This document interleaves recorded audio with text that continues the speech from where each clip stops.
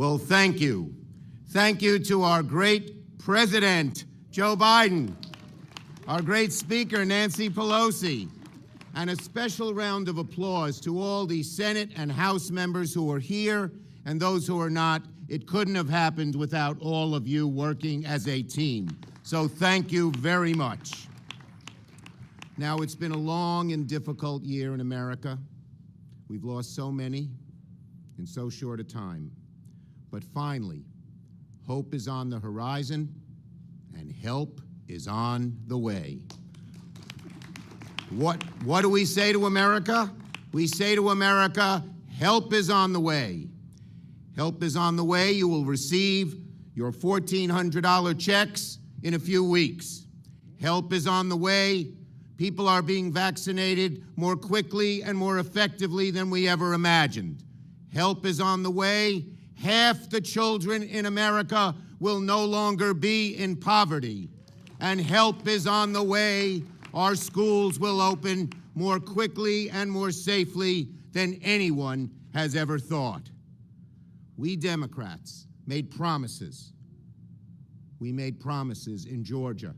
We made promises in the country. We said if we gained the Senate, kept the House, and elected the president, we would finally get things done and get us out of this COVID crisis. And we are on the road to success. Help is on the way. This is a wonderful day for America. This is the most significant piece of legislation in so many ways in decades. And we are just getting started. Help is on the way. Thank you, everybody.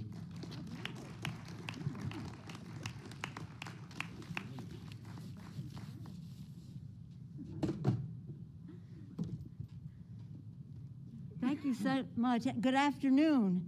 Good afternoon in the Rose Garden. Thank you, Mr. President, Madam Vice President. An honor to be with you and to be with the Majority Leader of the Senate, Chuck Schumer.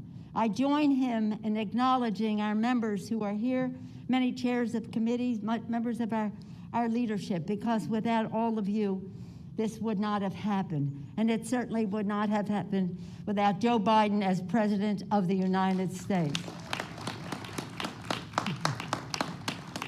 Mr. President, everybody is complimenting us, and every time we get a compliment, I say, I accept on behalf of the House Democrats and of the staff of the House Democrats, and I know of the Senate staff as well.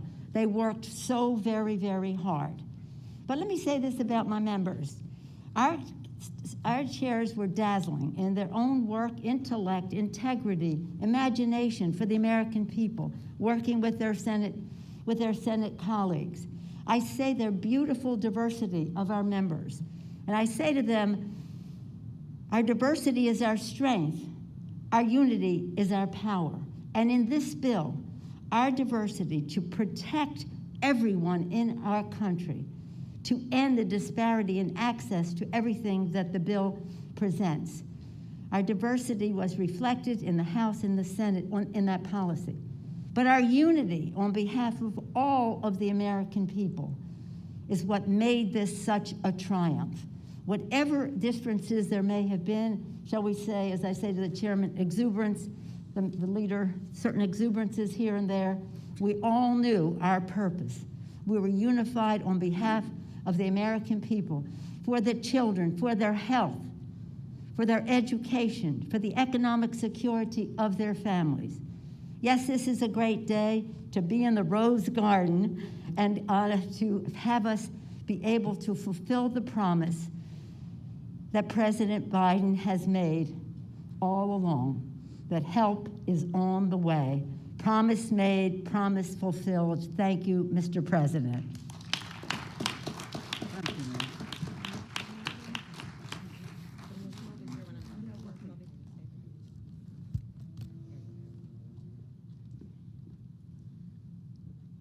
Thank you, Madam Speaker, and Mr. Majority Leader, and America.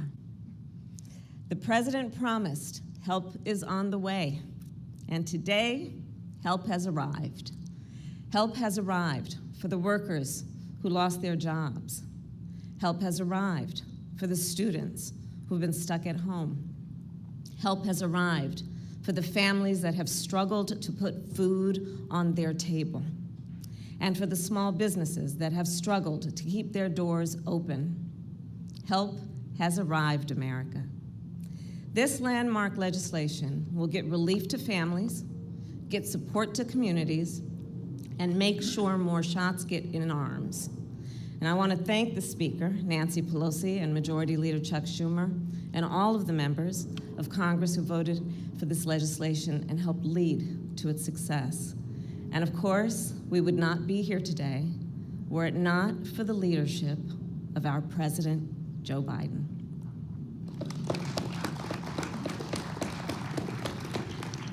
And I just want to say something about the President. From the beginning of this, Joe said, we got to tell the stories. We got to tell the stories. We got to show that we understand what the people are experiencing and what they need. And I've been in rooms with Joe when it's just he and I've been in rooms with Joe when it's just a small group of our team or when the cameras are there, and he's the same person every time. And he's always talking about what do the people need. And you know, when the President and I were preparing to take office, we knew what we were up against. So we started working on a plan, this plan, the American Rescue Plan. And Mr. President, from the very start, you sought the people out. You asked them, as only Joe can do, how you doing? You listened to what they said, and you remembered what they said.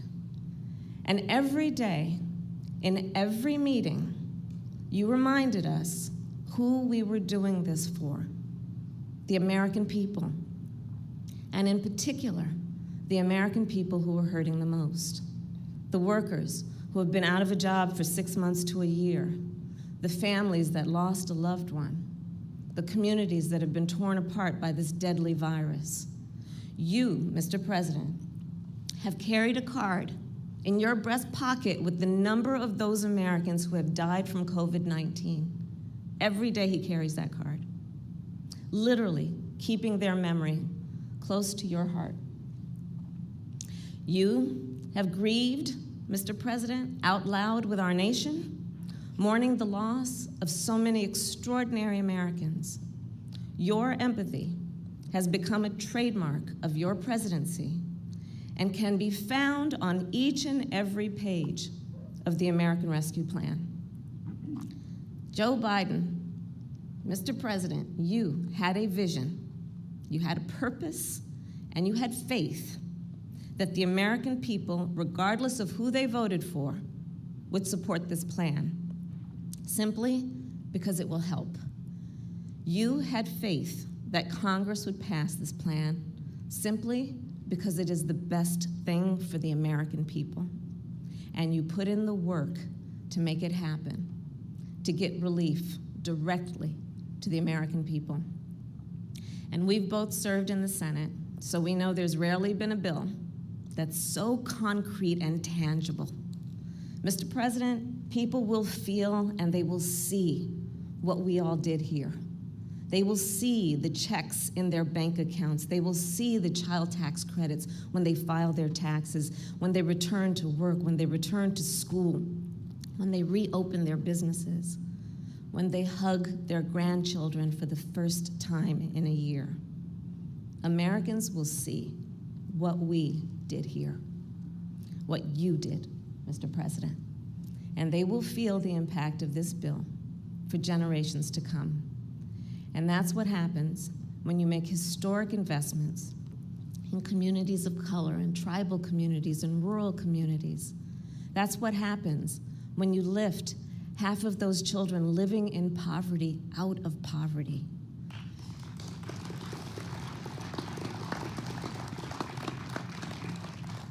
Because of you, Mr. President, help has arrived, and on behalf of our nation, thank you. And it is now my great, great honor to introduce the President of the United States of America, Joe Biden.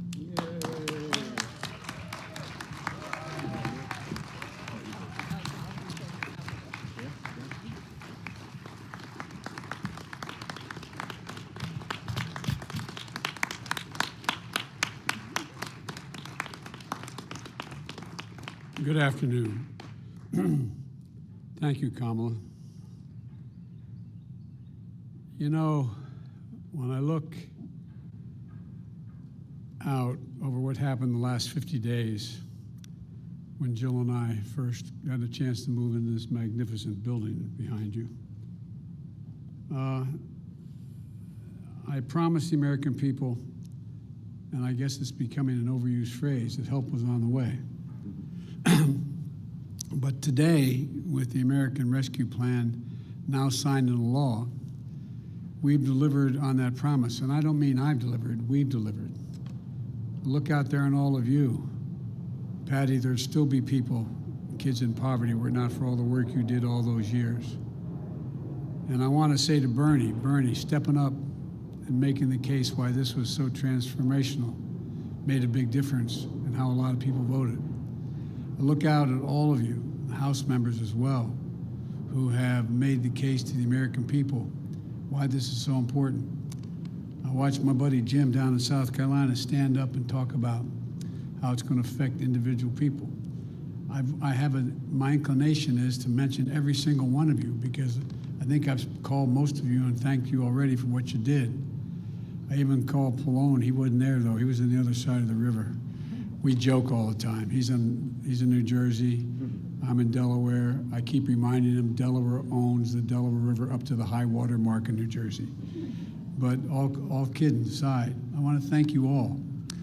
I want to thank particularly the Speaker, who from day one, from the very first day I got the nomination, was supportive in ways that are hard for me to describe.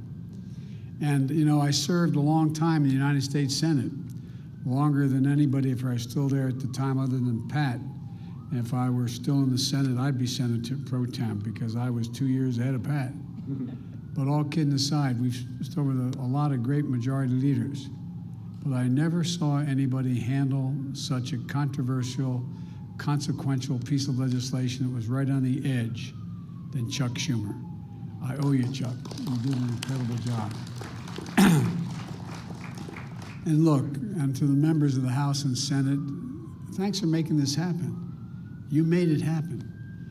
As I said, I served 36 years in the Senate. I know how hard it is to pass major consequential legislation, particularly when we only have such minor, small majorities in both houses, Steny. You've done an incredible job. And Nancy and Chuck, I have to say that I agree with many of the columnists that have commented on this legislation. What you shepherded through the Congress not only meets the moment, it does even more. It's historical, and they call it transformational, and it really is. The bill was supported overwhelmingly by the American people, Democrats, independents, and Republicans, and had a strong support of governors and mayors across the country in both parties, red states and blues. Over 430 mayors contacted me, many of them Republicans supporting the bill. And here's why. Because what you all did with it and the refinements you made, it directly addressed the emergency in this country. Because it focuses on what people need most. Debbie and I often talked about, you got to tell people in plain, simple, straightforward language what it is you're doing to help. You've got to be able to tell a story. Tell the story of what you're about to do and why it matters. Because it's going to make a difference in the lives of millions of people in very concrete, specific ways. This legislation, everybody's already mentioned, will provide $1,400 in direct payments, which we all promised.